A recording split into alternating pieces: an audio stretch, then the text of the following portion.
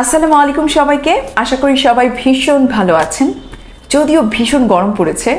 আজ 18 এপ্রিল, আমি শ্যুট করছি। রাজশাহীতে ভীষণ গরম, দরজা জানালা অফ করে আমি শ্যুট করছি আপনাদের একটা বইয়ের গল্প বলতে।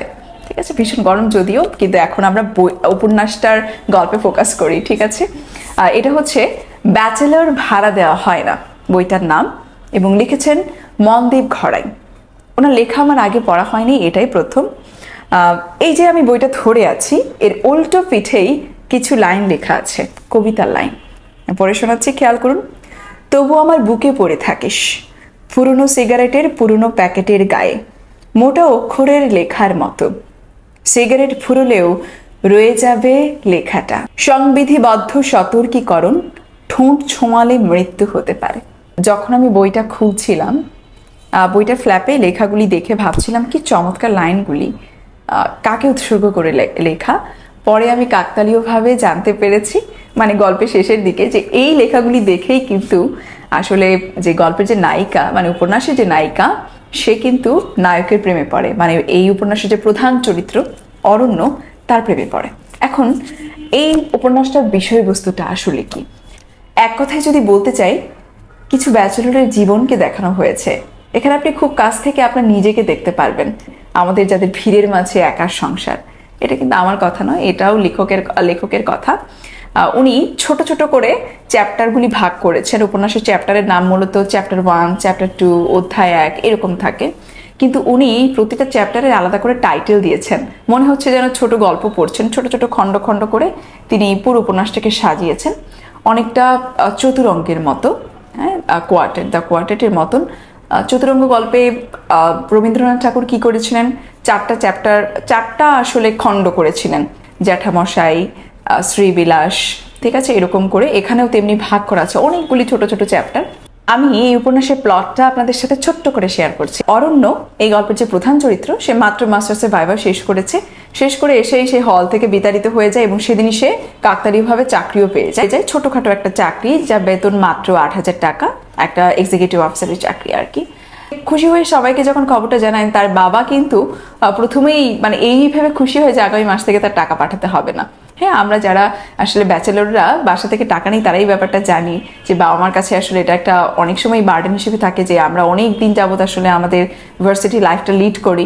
যেহেতু মাসের মাঝখানে সেই সহজে কোনো ম্যাচ খুঁজে পাচ্ছিল না, এবং সে যখন তার অল্প কিছু টাকা দিয়ে অনেক ঘোরাঘুরি পর একটা ছাপড়ি হোটেলে খাওয়া দাওয়া করছিল, সেখানে তার দেখা হয় রিঙ্কুর সাথে। রিঙ্কু তাকে একটা মেসের সন্ধান দেয়, সেটা আসলে রিঙ্কুরাই বাসা নিয়ে থাকে, যে বাসা নিচে অদ্ভুতভাবে লেখা একটা বড় সাইনবোর্ডে ব্যাচেলর ভাড়া দেওয়া হয় না, অথচ সেখানেই রিঙ্কুরা বাসা ভাড়া নিয়ে থাকে। অরণ্য প্রথমে বুঝতে পারে না, এবং সেদিনই রিঙ্কু তাকে কিছু টাকা অ্যাডভান্স করতে বলে যদি সে মেসেজ সিটটা বুক করতে চায়। এরপরে শুরু হয় অরণ্যের স্ট্রাগল, যে সে কোথায় টাকা পাবে। সে তার ফোনটা বিক্রি করে দেয় এবং রিঙ্কুদের মেসে আর সে হচ্ছে একটা সিট পায় আর কি। সেটা আসলে একটা বাসা, সেখানে বাড়িওয়ালা দূরে থাকে, ওরা মিথ্যে বলে থাকে। ওরা 5 জন মিলে থাকে, সুমন, হারিস এবং রাসেল এক রুমে থাকে, এবং রিঙ্কু এবং রিঙ্কুর কাজিন পরিচয় হচ্ছে অরণ্য ওই বাসায় ওঠে। ওদের ভেতর যে একটা মনস্তাত্ত্বিক দ্বন্দ্ব, ঠিক আছে, সেটা কিন্তু খুব সুন্দরভাবে ফুটিয়ে তোলা হয়েছে, যে এক রুমের বাসিন্দা এবং আরেক রুমের বাসিন্দাদের মধ্যে যে মাঝে মাঝে মনস্তাত্ত্বিক দ্বন্দ্ব শুরু হয়। কেউ কারো প্লেট গ্লাস ব্যবহার করতে পারবে না, তারপর ধরুন কার আসলে এখানে পাওয়ারটা বেশি, কার কথায় সবাই ওঠে বসে, এবং ওরা বেশ খানিকটা সময় মিলে একসাথে তাস খেলে, বাজি ধরে 50 টাকা, কখনো 500 টাকা। ধীরে ধীরে অরণ্যের কর্তৃত্বটা ওখানে হচ্ছে প্রতিষ্ঠিত হতে থাকে ওই ম্যাচে। অরণ্যের যদি প্রেমের কথা বলি, এখানে একটা টার্নিং পয়েন্ট কম বাস্তবিক লেগেছে। অরণ্য এর মাঝে ভাঙ্গারির দোকান থেকে একটা ডায়েরি খুঁজে পায়। হ্যাঁ, চতুর্থ পঞ্চম শ্রেণীতে পড়ুয়া একটা মেয়ের একটা ডায়েরি, মেয়েটার নাম হচ্ছে চারু। সেখানে সে লিখেছে যে কিভাবে তার মা মারা যায়, তার সৎ মা তার সাথে কেমন একটা কঠিন আচরণ করে, এবং তার ছোট ভাই রিফাত এবং সে কিভাবে ধীরে ধীরে তার বাবার কাছ থেকে দূরে সরে যায়। ঠিক আছে, এই বিষয়গুলো নিয়ে কিছু কথা আছে। অরণ্য এই ডায়েরি যে লিখেছে, যে চারু মেয়েটা তার প্রেমে পড়ে যায় তাকে না দেখেই, সেখান থেকে আসলে মূলত শুরু হয় অরণ্যের প্রেম কাহিনী। যদি আপনারা বইটা পড়তে চান, এই জন্য আমি টুইস্ট রেখে দেখছি, একদম সবকিছু বলে দিচ্ছি না। কিছু লাইন আমি টুকে রেখেছি আপনাদের শোনানোর জন্য। যেমন ধরুন একটা লাইন, গল্পের আড়ালে থেকে যায় বহু মানুষের যাপিত এক জীবন, ব্যাচেলরদের মেস জীবন। কথাটা কিন্তু একদম ঠিক, তাই না?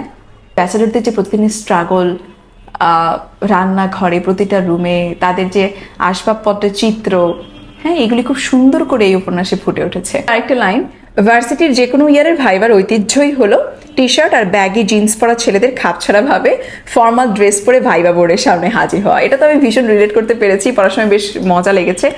সত্যি যেদিন আসলে ভার্সিটি ভাইবা থাকে, সবসময় যাদেরকে টি শার্ট ইনফর্মালি দেখে থাকি, ওরা সবাই বেশ ভারী কি সাজ নিয়ে আসে, ওদেরকে হুট করে মনে হয় ভীষণ বড় মানুষ। আরেকটা লাইন বলছি, তবে এদের সাথে মাঝে মাঝে এমন পরিস্থিতি তৈরি হয় যাতে মানুষগুলোর সাথে সম্পর্ক আবার শুরু থেকে শুরু করতে হয়, খুব কাছের থেকে একেবারে অচেনা। দেশের কত মেসে এক ফ্ল্যাটের মধ্যে পরস্পর কথা বন্ধ করে দিনের পর দিন কাটিয়ে দিচ্ছে মানুষ। সমীকরণ অনেকটা এমনই। এজন্যই অরণ্য মেস জীবনের নাম এমন দিয়েছে, ভিড়ের মাঝে একার সংসার। কেউ কারো নয়, আবার সবাই সবারই। সবচেয়ে বড় কথা, সবাই ভাবছে অন্য কেউ গিয়ে খুলুক, নিজে কেউ উঠছে না। মেস জীবনের এটা একটা কমন ঘটনা, কেউ উঠে গিয়ে দরজা খুলতে চায় না। হ্যাঁ, এরকমটা কিন্তু হয়। ধরুন মেসের দরজায় কেউ নক করছে বা বাসার দরজায়, আমরা 3-4 জন ব্যাচেলর থাকি, ধরুন যে কেউ উঠবে, সবাই অপেক্ষা করে কেউ না কেউ উঠে করবে, কিন্তু কেউ নিজে থেকে উঠতে চায় না। ব্যাচেলর ভাড়া দেওয়া হচ্ছে এমন একটা উপন্যাস, এটা আপনাকে একটা জায়গায় নিয়ে যাবে যেখানে একটা বিল্ডিংয়ে অনেকগুলি ফ্যামিলি থাকে, কিন্তু সেখানেই একটা ছোট্ট ফ্ল্যাটে আশ্রয় নিয়ে থাকে কিছু ব্যাচেলর পরিবারের পরিচয়ে। হ্যাঁ, এরকম লুকোচুরি কিন্তু ঢাকা শহরের অলিতে গলিতে, এবং আমরা যেখানে আছি এখানে অলিতে গলিতে এরকম গল্প আছে। এবং যে বাড়ির নিচে আইরনিক্যালি লেখা ব্যাচেলর ভাড়া দেওয়া হয় না, সেখানেই আপনারা 5 জন তরুণের জীবনটা দেখতে পাবেন, তাদের জীবনটা আসলে কিভাবে যাচ্ছে। বিশেষ করে অরণ্যর জীবন, অরণ্য যেহেতু প্রোটাগনিস্ট, তার জীবনে বেশি ফোকাস করা হয়েছে। এখানে লেখকের যে কথাগুলি সেটা আমার ভালো লেগেছে। সেটা হচ্ছে, একটা লাইন তিনি লিখেছেন, কবিতায় মন আর ছোট গল্পে অন্তর ডুবিয়েছেন। লেখক হিসেবে তার সাফল্য হলো এই যে আপনি লেখাটি পড়ছেন, এটাই যে এই যে আমি লেখাটা পড়ছি, এটাই তো তার লেখক সত্তার একটা সার্থক দিক। লেখক যেমন এখানে বলছেন যে এই যে আমি লেখাটা পড়ছি, বা পাঠক, যেসব পাঠক এই বইটা পড়েছেন, এই যে পাঠকদের কাছে পৌঁছে গিয়েছে, এটাই লেখকের সার্থকতা। তেমনি আপনারা যারা আমার বুক রিভিউটা শুনছেন, এই যে পুরোটা শুনলেন, এটাই হচ্ছে আমার সার্থকতা। এবং বইটা যদি পড়ার ইচ্ছে জাগে সেটা শুনে, সেটা হবে বিশাল পাওয়া। ধন্যবাদ সবাইকে।